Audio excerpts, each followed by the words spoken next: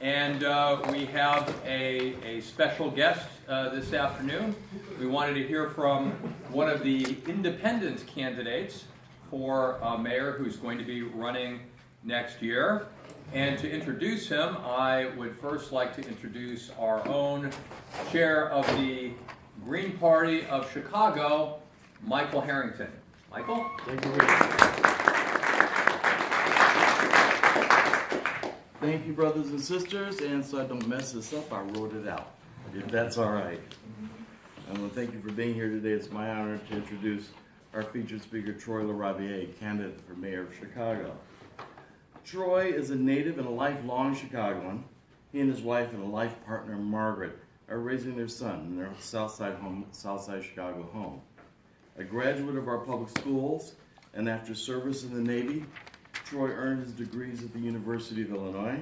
He was a teacher in our school system, an assistant principal, and eventually served as principal of Blaine Elementary. His experience in managing hundreds of school professionals and million-dollar budgets equipped him with the knowledge of how to evaluate our schools and thus our city government and how they actually worked. Troy was an early critic of mismanagement, unjust practices, and actual corruption in the Chicago Board of Education and the city government of Chicago. You may have heard that our current mayor, Rahm Emanuel, censured and fired him for his ongoing revelations about the way Chicago works. Today, Troy serves as the elected president of the Chicago Principals and Administrators Association and has declared his candidacy for mayor of Chicago.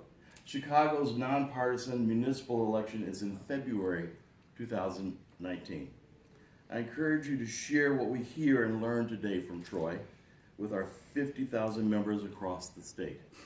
Ladies and gentlemen, let's welcome Troy Laraviere, candidate for mayor of Chicago.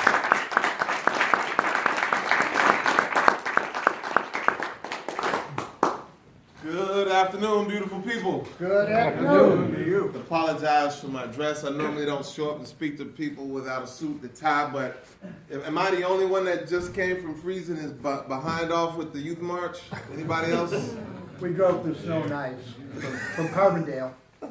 So I was getting dressed this morning, like, do I dress for the march or do I dress for the Green Party talk?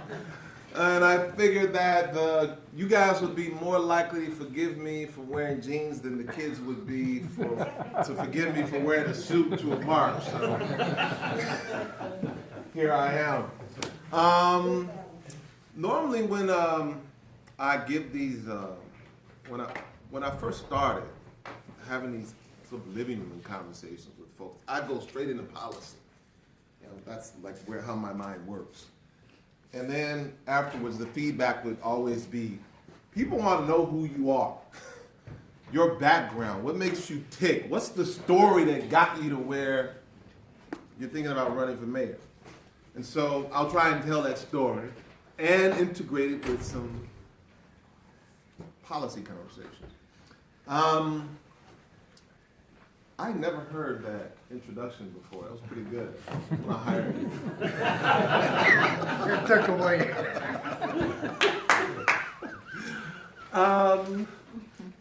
I am from Chicago. I was a Chicago public school student. I grew up in Inglewood, Bronzeville, Back of the Yards, Washington Park, and Chatham. I attended 5 different Chicago public schools and graduated from Dunbar Vocational High School in 1987. Upon graduating, I did not think I was college material. I lived a life of extreme poverty. My mother was a white woman. When my oldest brother Michael was born, her mother told her, when she got pregnant with Michael, her mother told her, you cannot bring a black child into this house.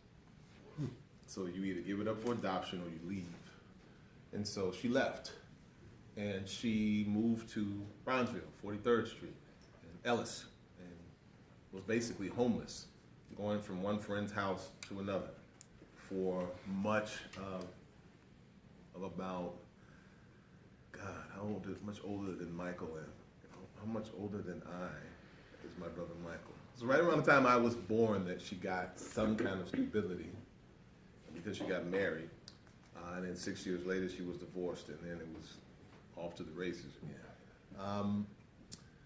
So I get out of high school having lived that kind of life that you would expect from that kind of instability. And I'm thinking I can't go to college, so I go to the Navy. United States Navy. I was on board the USS John F. Kennedy CV-67, an aircraft carrier. I had a good experience in the Navy, was honorably discharged. I got out and I got a job as a temporary secretary, making $10 an hour, living in my grandparents' basement. And I thought I was doing fine. Like, it was okay. No health insurance because I was a temp, but I thought I was okay. And I had a girlfriend at the time that I had known since I was 7 years old. Her name's Margaret. And Margaret did not think I was doing okay. When I graduated and went to the Navy, she graduated high school and went to the University of Illinois. So when I got out, she's still at the University of Illinois. She's a junior at the time, going into her senior year, and she's trying to convince me to come there. And after some cajoling, I filled out applications and I got in, and I was petrified that I would fail out. Long story short, and this is a very long story, I'm cutting a lot out. Straight A's my first semester, straight A's my second semester, straight A's my third semester. In that third semester, I'm looking at my report card, and I'm kind of like transfixed. Like, I almost didn't come here. I have straight A's at the University of Illinois, Champaign-Urbana, and I almost didn't come here.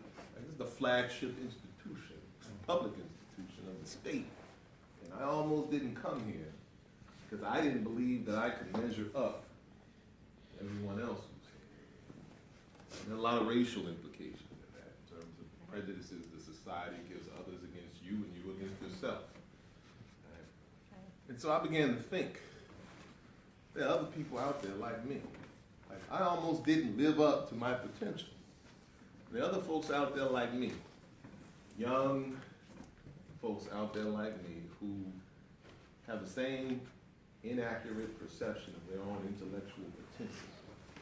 And that was the moment I decided I'd become a teacher.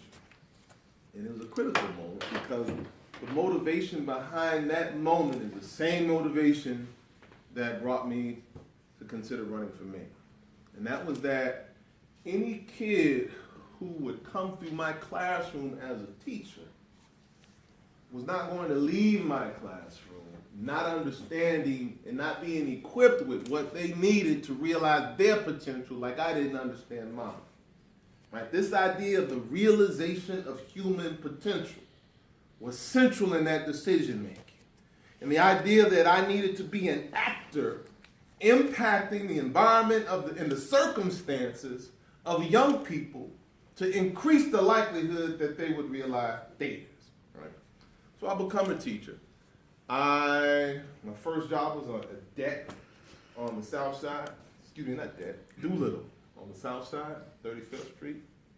I left Doolittle and went back to get a master's degree because I felt I needed more skill. I spent 6 years at the University of Illinois getting a master's and working on a PhD before going back to school or to teach. My second year was day and night from my first. I mean, my principal was trying to get me to do professional development for veteran staff, and I'm a second year teacher. Because of what I had learned and the capacity I built within myself. And it's another central theme in my career, capacity building of myself and in others. I left Champaign. I was teaching, my second year of teaching was in Champaign, Illinois. And I was thinking, it's a successful year, but it's Champaign. Right? I need to go back to the west side or the south side to see if I can be this successful in the hood. And so I go back and I get a job at DET. And I had an exceptional year at DET. Then I had a friend, David Stovall, who was partnering with Social Justice High School. He's a professor at UIC. But he was partnering with Social Justice High School, and he was telling me, I'm like, yeah, we're doing this thing at Social Justice High School. And I was like, Social Justice High School? There's a high school for social justice?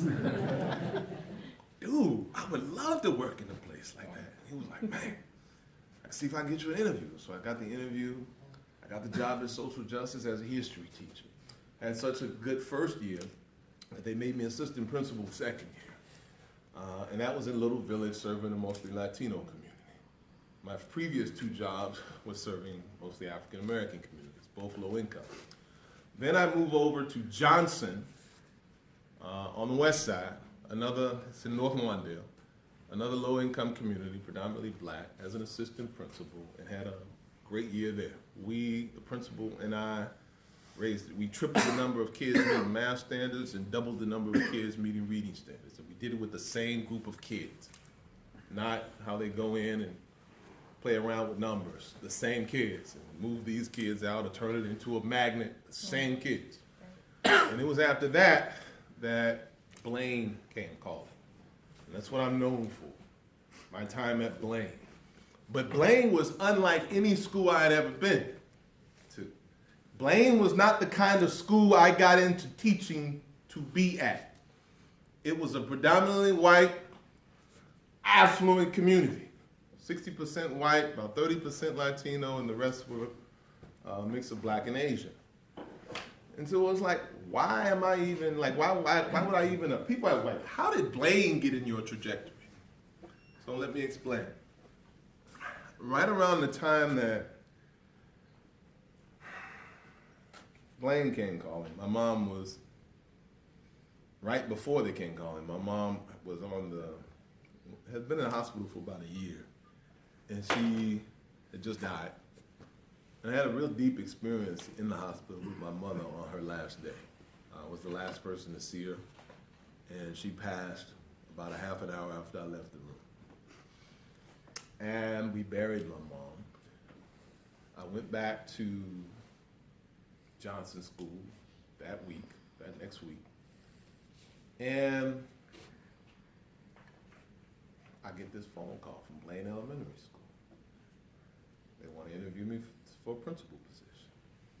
I look at the demographics and I go, I'll just go in and see. They'll hire me anyway. I'll go in and get some experience interviewing. And I get on Lakeshore Drive, and I get off on Urban Park Road.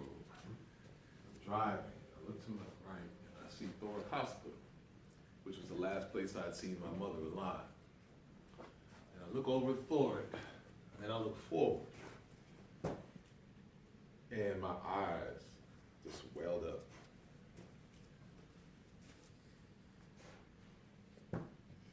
I knew I was going to be the next principal of Blaine Elementary School. And I knew I was supposed to be the next principal of Blaine.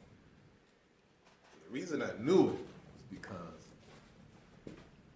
I realized I was driving back into the community when my mother, 50 years ago, had to leave because of the color of her firstborn son. And now 50 years later, another one of her sons was about to be brought back into that community by an all-white local school council, and given the most important responsibility you can give someone. This was my destiny, in my mind. So, I'm wiping tears away because I gotta go in for the interview. And after about a month, there's a long, deep story in how that interview with all kinds of issues of race and class that I don't have time to tell. But I get the job, right? And I know, so that experience was for one purpose. Because remember, I'm driving in thinking, why am I going here? What am I even doing? But now I know I'm supposed to be here.